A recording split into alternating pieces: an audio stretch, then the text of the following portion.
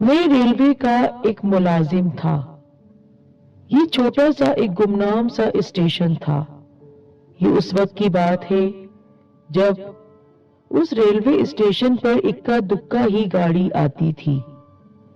Railway station کی بوسیدہ چار دیواری کے پیچھے میرا کوارٹر تھا، جس میں گمنامی کی زندگی بسر کر رہا تھا۔ کوارٹر یعنی کمرہ کیا تھا، چار دیواری کے اوپر چھت ڈالی گئی تھی۔ بارش کے دنوں جس میں سے پانی ٹپکتا اور اسی کو میں گمنامی کی زندگی کہتا تھا۔ اسٹیشن کی چار دیواری سے چند میٹر کے فاصلے پر ریلوے پھاٹک اور ایک بھیانک سا قبرستان تھا۔ قبرستان کیا تھا؟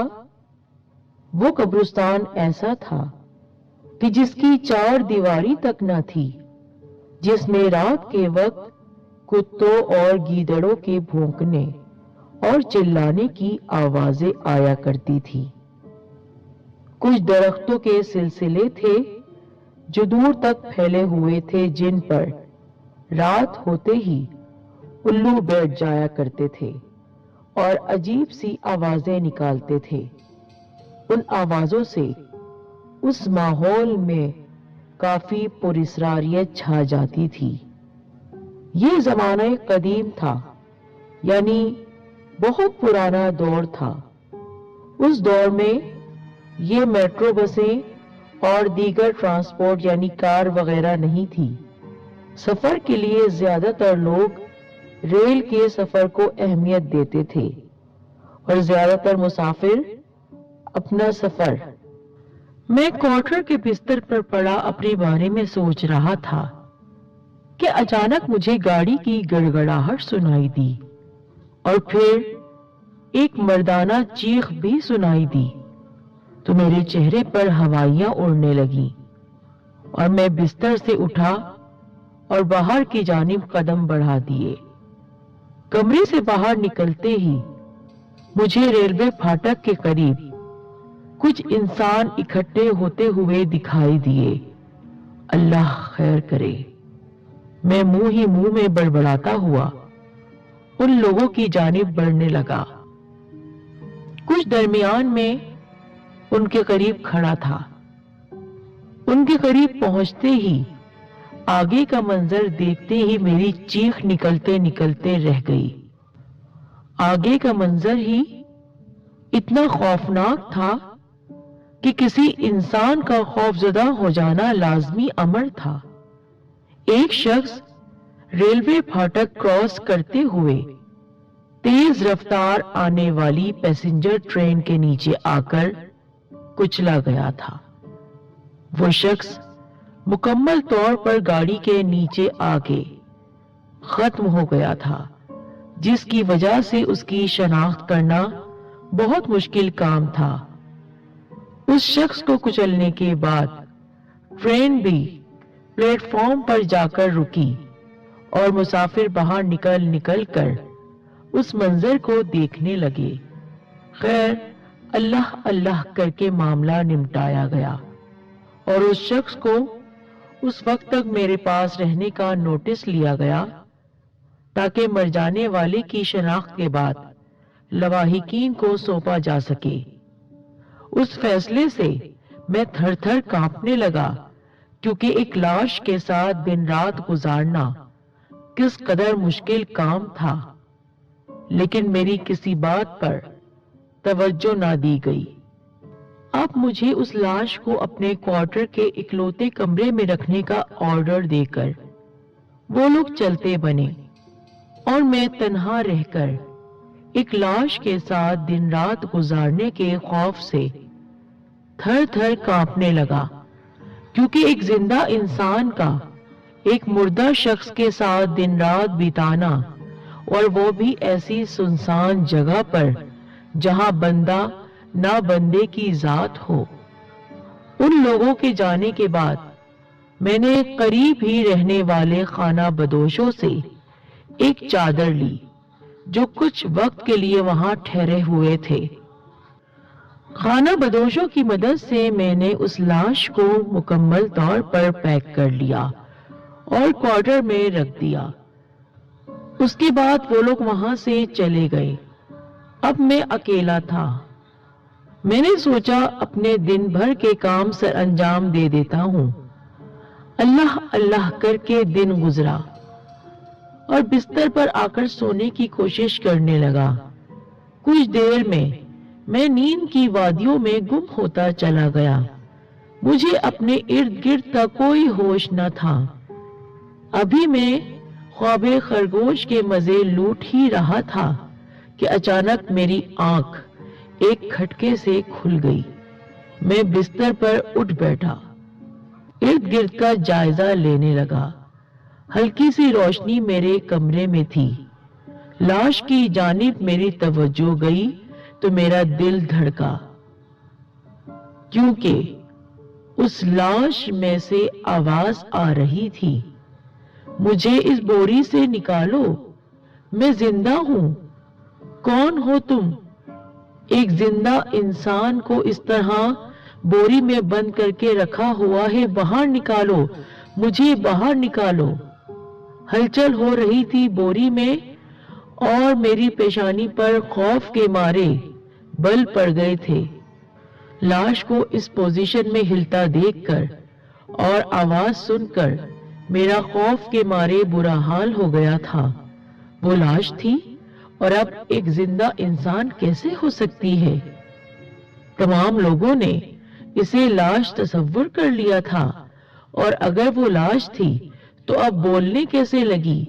यही बात मेरे जहन में खटकी। उसके साथ कुछ और बातें भी कि ये जिंदा कैसे है। आखिरकार मेरे जहन ने इस बात को तस्लीम कर लिया।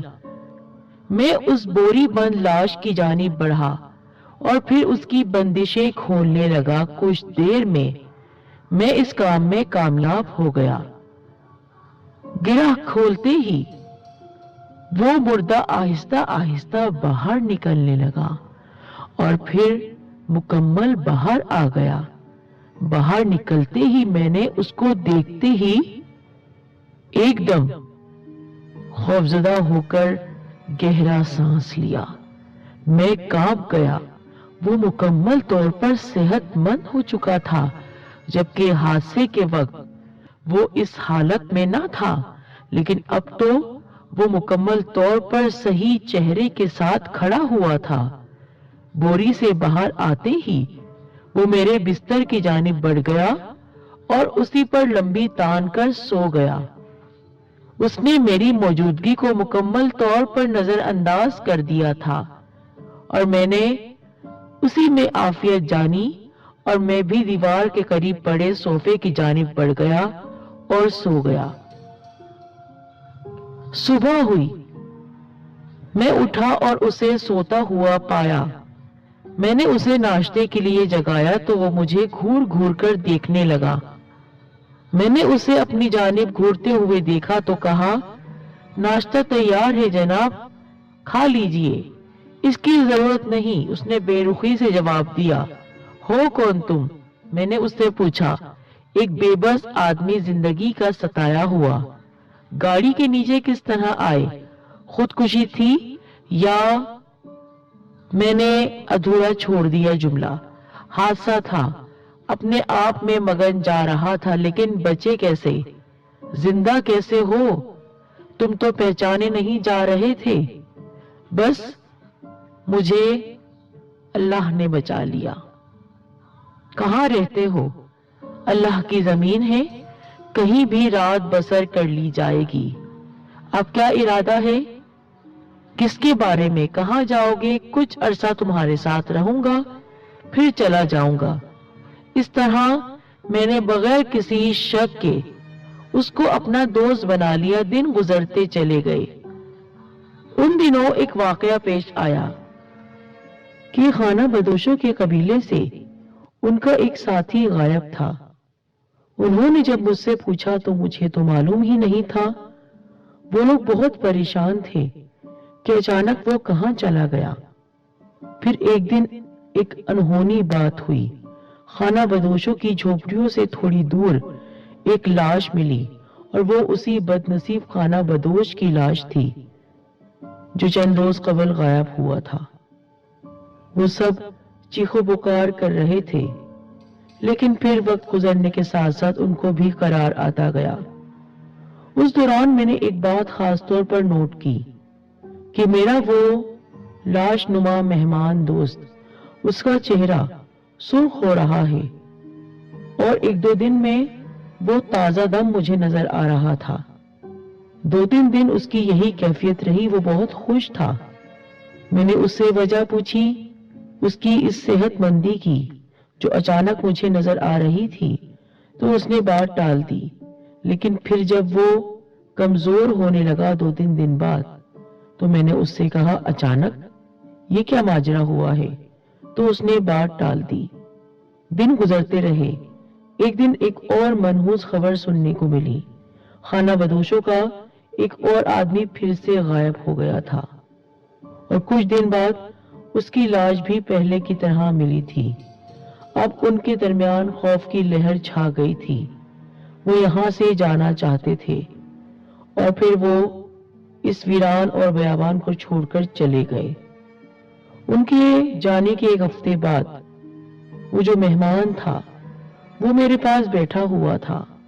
اس کا چہرہ اور اس کا جسم بہت کمزور ہو رہا تھا۔ وہ خاموشی سے مجھے دیکھ رہا تھا، اور پھر دیکھتے دیکھتے اس نے ایک عجیب حرکت کی۔ وہ میرے بالکل قریب آ گیا اور میری گردن سے بہت قریب آ کر اس نے مجھے لگا ایسا کہ اپنے دانت گاڑنے کی کوشش کی ہے، اور سچ میں وہ اپنے 2 نوکیلے دانت میری گردن میں گاڑ رہا تھا۔ میں ایک جھٹکے سے پیچھے ہٹا، اس کا چہرہ دیکھا تو اس کا چہرہ بدلا ہوا تھا۔ او میرے اللہ! اس قدر بھیانک چہرہ جو میں بیان بھی نہیں کر سکتا ہوں۔ لمبے نوکیلے دانت منہ سے باہر کو نکلے ہوئے تھے، اور ان پر ہلکا ہلکا خون بھی لگا ہوا تھا۔ تو کیا یہ کوئی بدروح ہے، کوئی روح ہے، خطرناک شیطانی روح، یا ایک خونخوار ڈریکولا؟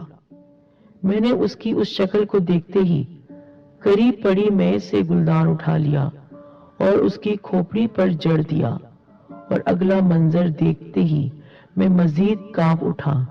گلدان لگتے ہی اس کی کھوپڑی اڑ کر ایک جانب گری، اور وہ قہقہا لگانے لگا اور پھر میری جانب بڑھنے لگا۔ میں منظر دیکھتے ہی دہشت سے کانپ اٹھا اور چیخ مار کر دروازے کی طرف بڑھا، لیکن دروازے کی جانب گھومتے ہی میرا سانس رک گیا، اور میں گھوم گھوم کر ادھر ادھر دیکھنے لگا۔ یہ کس مشکل میں پھنس گیا ہوں۔ کمرہ چاروں جانب سے مکمل طور پر بند تھا، اور دروازہ نام کی کوئی چیز نہیں تھی۔ آہ! یہ میں کس جال میں پھنس گیا ہوں۔ وہ بنا کھوپڑی کے میری جانب بڑھنے لگا، اور میں خوف اور دہشت سے کانپ رہا تھا۔ میری جانب بڑھتے ہی اس کی کھوپڑی اپنے آپ اوپر اٹھی اور پھر اس کے دھڑ پر آ کر جم گئی۔ یہ منظر دیکھتے ہی میں مزید خوفزدہ ہو گیا۔ زبان میری چپ تھی۔ آیتیں پڑھنی چاہی تو زبان تھی کہ اپنی جگہ سے ہل نہیں رہی تھی۔ چند منٹ کے وقفے کے بعد وہ میرے قریب پہنچ چکا تھا۔ اچانک میرے ذہن میں ایک خیال آیا، اور میں اپنے بستر کی جانب لپکا۔ میز سے قرآن شریف نکال کر اس کا رخ میں نے اس ڈریکولا نما شیطان کی طرف کر دیا۔ قرآن شریف کو اپنے سامنے دیکھ کر اس نے ایک چیخ ماری، زمین پر گر گیا، اور اس کے جسم میں آگ بھڑک اٹھی، ایسی آگ جو نظر نہ آتی تھی، لیکن کمرے میں گوشت کے جلنے کی بو آ رہی تھی۔ ایسی فضا میں عام آدمی کا سانس لینا دوبھر تھا، اور میں بھی دوسرے ہی لمحے چکرا کر گرا اور ہوش و حواس سے بیگانہ ہوتا چلا گیا۔ ہوش کی دنیا میں واپس آیا تو کمرہ پہلے کی حالت میں واپس آ چکا تھا، اور کمرے میں ٹرین حادثے میں مر جانے والی لاش پہلے ہی کی مانند پڑی تھی۔ میں جلدی سے فرش سے اٹھا اور پھر دروازہ کھول کر باہر نکل آیا۔ باہر کی ہوا میں کچھ دیر لمبے لمبے سانس لینے کے بعد میں دوبارہ کمرے میں واپس آ گیا۔ اس شخص کی لاش کا معائنہ کیا، مر چکا تھا اب وہ۔ میں نے ٹرنک میں سے ایک سفید کپڑا نکالا اور لاش کو بمشکل غسل دیا۔ قریب کے قبرستان میں کدال کی مدد سے ایک قبر نما گڑھا کھودا، اکیلے ہی نماز جنازہ ادا کی اور اس لاش کو اس قبر نما گڑھے میں دفنانے کے بعد دعائے مغفرت کی اور پھر اپنے کمرے میں آ گیا۔ یہ دن گزر گیا۔ دوسرے دن میں گاڑی سے اپنے شہر چلا گیا اور وہاں پر نوکری کر لی۔ اس ویرانے میں پھر آنے کی میری ہمت نہیں تھی اور الحمدللہ اب میں بالکل ٹھیک ہوں، لیکن جیسے ہی وہ واقعہ مجھے یاد آتا ہے میرے رونگٹے کھڑے ہو جاتے ہیں۔ میں ریلوے